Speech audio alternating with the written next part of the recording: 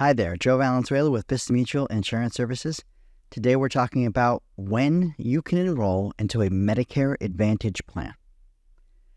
Okay, so to understand this, you have to just understand a little bit about Medicare Advantage plans. Original Medicare is Part A and Part B. That's what you get from the federal government, but it's not enough. It only covers so much, and you have copayments, coinsurance, and deductibles. So some people choose to get a Medicare Advantage plan. And what they are is they're plans offered by private health insurance companies that take over as the primary insurer of your Medicare. So you just go by what that company says. They have to follow Medicare rules, and they usually include additional benefits like dental, vision, and much lower copayments than original Medicare. And they're very popular plans. But people often get confused on when they can enroll into this type of plan because there are enrollment periods. So first, the Initial Enrollment Period, or IEP, happens when you first get your Medicare. Now, there's a couple ways to get your Medicare, but most people get it when they first turn 65. So the 3 months before your birthday, the month of your birthday, and the 3 months following, you can get a Medicare Advantage plan as well as enroll into your original Medicare. Now, if you got Medicare due to a disability, if you are deemed permanently disabled on the 24th month of that disability, you'll get Medicare just like someone that's 65. When you're first eligible and your Medicare is going effective, of course, you can enroll into a Medicare Advantage plan. Now, there's also something called the Annual Election Period, and this happens every year. Technically, the pre-annual election period starts on October 1st, and the full annual election period starts October 15th, and it goes until December 7th of each year. Now, during this time, anybody that has Medicare can join, switch, or drop a Medicare Advantage plan.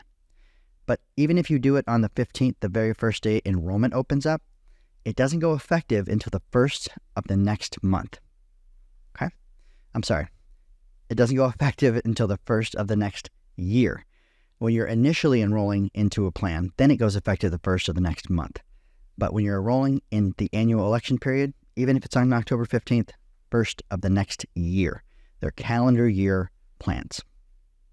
Sorry about that. There's also a thing called the Open Enrollment Period. Now, this period is a newer period, but it happens after the annual election period. It starts January 1st and goes all the way until March 31st. Now, the only thing that you need to really know about this period is it only applies to Medicare Advantage, right? So if you just have original Medicare and you didn't choose something during the annual election period, well, you cannot use this OEP, or Open Enrollment Period, to choose a Medicare Advantage plan.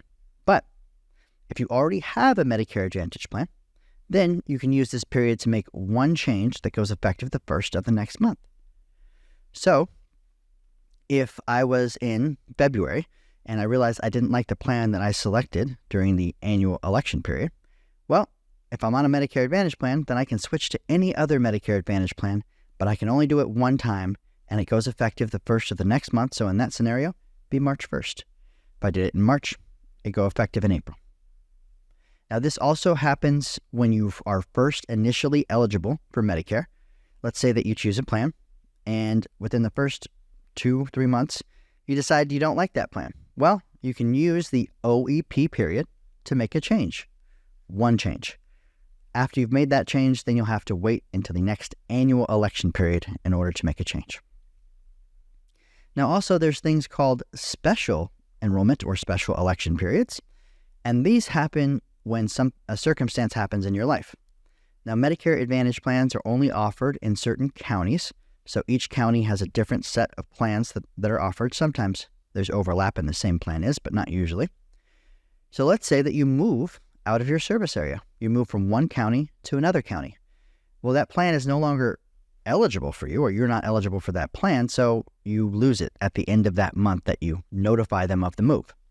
But you get a special election period in order to pick up a new plan in your new county starting the first of the next month.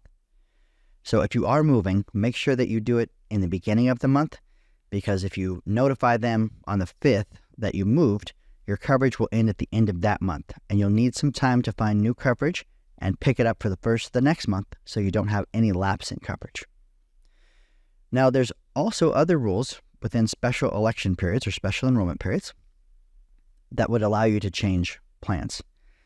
If a plan achieves a 5-star rating, now Medicare rates plans from 1 to 5 stars, and if the plan has achieved a 5-star rating, then you can enroll at any time into that plan. Also, if you have a specialized subsidy, like a Medicare Savings Program, Extra Help is one of these, or LIS, Limited Income.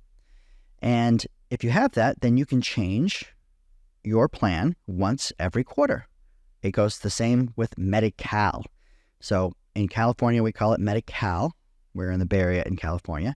Other states call it Medicaid, but this is also a permanent special election period where if you're maintaining it or you've just received it or you just lost it, then you're able to enroll into a Medicare Advantage plan. Typically, if you have that, then you're going to enroll in a dual special needs plan, which is designed for people that have Medicare and Medi-Cal.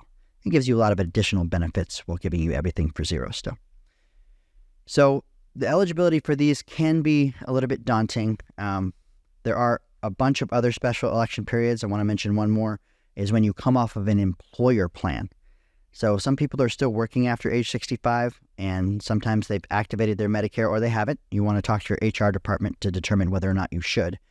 But if you come out of that employment at any time, you don't need to work for your employer's open enrollment. You can come off at any time, and you have a special election period to not only activate your Medicare, but also activate a Medicare Advantage plan. Again, this can be very confusing. We're always here to help you, so you can reach out to us and just ask us questions about enrollment periods. Even if you are 2 years away from looking to enroll into a product, we're always here to help you. It can be daunting to go over all of this by yourself, and that's why we make these videos for you, so that you can get the education that you need to make a good choice about your Medicare insurance, and also to know when you can do things, because it can be very confusing. We'd like you to comment on this video, please, with any questions that you have. We love to interact with our audience, and it can help us boost our performance so that we can create more videos for you and you can get more education. So please like, share, and follow, and we hope you like this information about when you can enroll into a Medicare Advantage plan.